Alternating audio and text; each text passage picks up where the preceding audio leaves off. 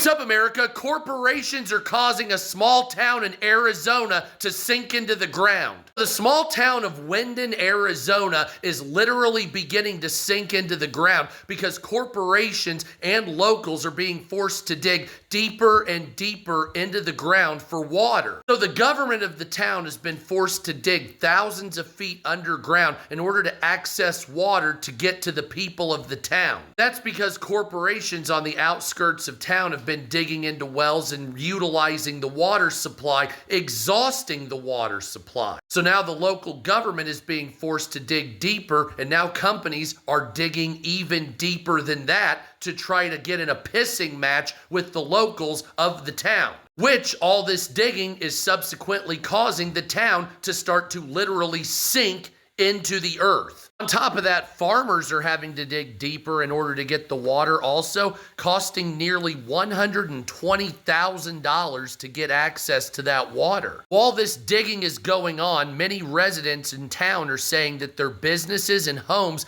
have actually sunk several inches into the ground. There's gaps and cracks in the fucking buildings and in the roads starting. On top of that, nearly 80% of Arizona has no groundwater regulations whatsoever, so this will continue to go on. So here's the town of Windon, Arizona. Apparently, the water district head is stating that the town overall has sunken an average of 3.5 feet.